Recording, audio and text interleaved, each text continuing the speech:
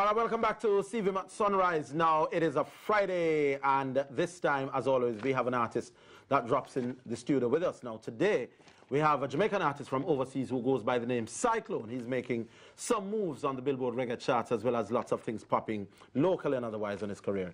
He's here to tell us a little bit more. Morning, Mr. Xyclone, sir.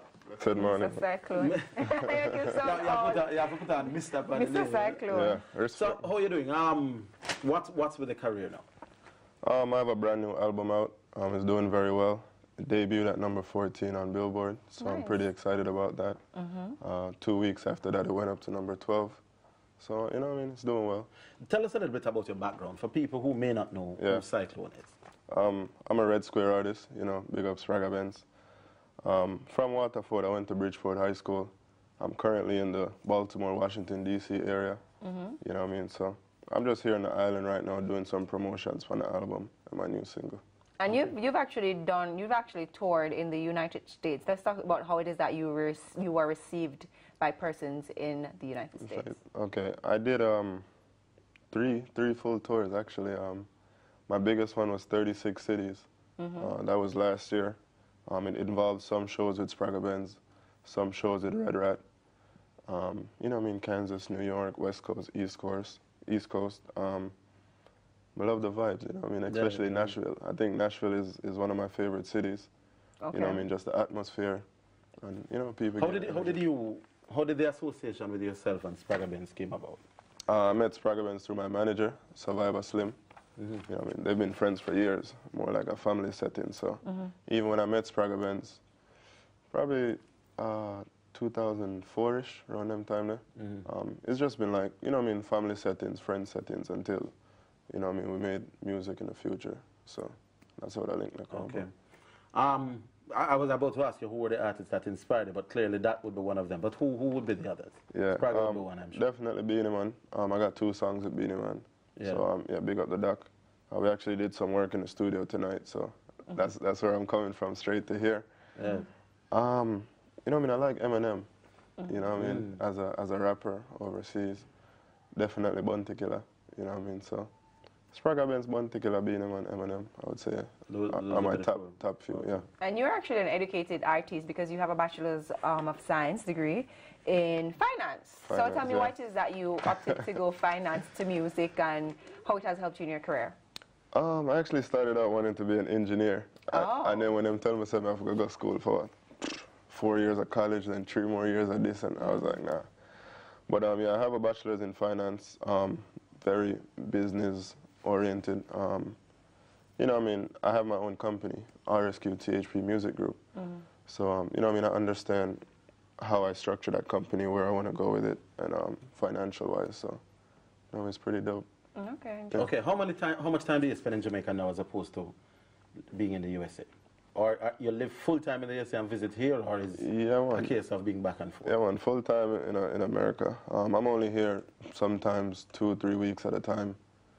I guess if you want to add up the 52 weeks in a year, probably I'm here about 2 months out of the 52 weeks. Okay. So, yeah, man. Boy, the science degree thing though, how many DJs has a degree? That would be one of the unique things about you in the business, you know. Most DJs, not that they couldn't have gone on to get a degree, but most of them, once you are entrenched in the music, they choose not to go that route. How will that help?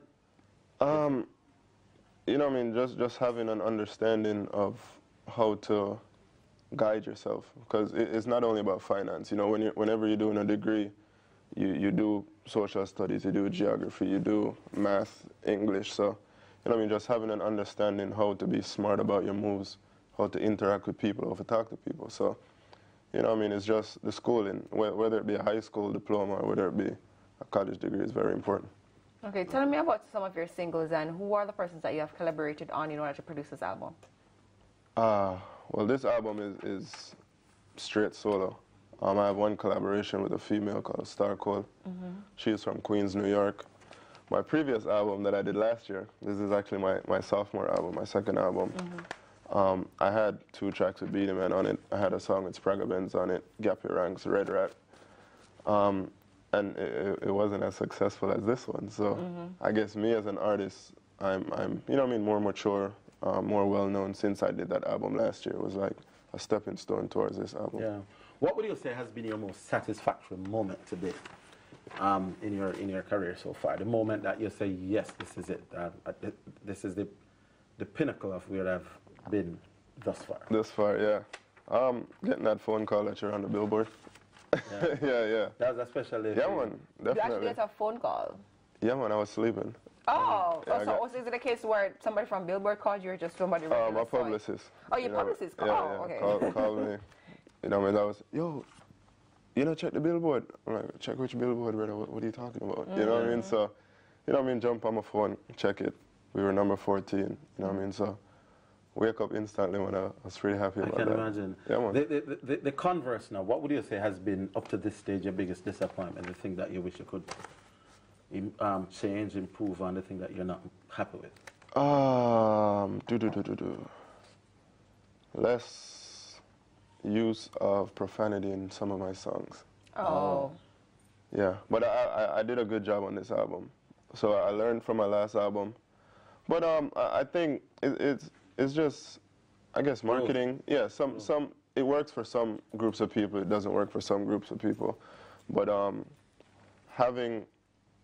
when you put a CD in, you don't have to skip through a track, or you don't got to take it out, or you know what I mean? So definitely on my next project, like I tell my manager, we're going 0 curse words on this one. So yeah, man, make it user friendly for everybody, you know? Yeah. And what is that you want to accomplish as an artist? I want to be a top-selling recording reggae artist. Okay. Straight up, yeah. That's where my aim is. I'm not too interested in the hype behind it. You know what I mean? I want to be worldwide known. You know what I mean? I want to be on a pedestal where people could look up to me and be like, yo, that you there, dude, and I want to be like that person. So yeah, I want to be a top-selling reggae recorder. How would you describe your style? If you had to choose a few words to say, when you hear me, this is what you will hear. How would you describe that? Yeah, I think I finally found where I want to go to. I would say more like a cross between hip-hop, pop, and dancehall music. Only because I live in America, so. That influence definitely. Yeah, man, whenever you hear my music, you hear some aspect of that overseasness, for lack of a better word. Right. And you definitely hear the Jamaican, so it's not just straight raw like the Uptown Mondays, and you know what I mean? One of the things I've always thought that the artists that will go on to make it big is that although they have to sound authentic. What's the word I'm looking for? They have to sound familiar, the content, but they also have to be different. In other words, you can't be completely something we never heard, not like this before, but you can't sound like everybody else. What is it that separates you from the average Jamaican? Maybe what you were telling us ago, from the average reggae artist. Maybe that infusion of different cultural influences. I would say clarity. Clarity. Yeah, a lot of times, even me, when I listen to some of these songs that are popular in Jamaica, I feel I listen to it 2 and 3 times. What you just said? You know what I mean? So, if I'm having trouble understanding, I could, and we're talking about crossing over here, correct? Right. Yeah, and then I could just imagine how people overseas, whether it be Europe, you know what I mean, parts of Africa, or even America, are going to understand you. Okay, and where is it that we're able to find your album, and where is it that we're able to find you? My album is in all digital stores. It's on iTunes. When the day it came out, it actually debuted at number 6 on reggae iTunes charts.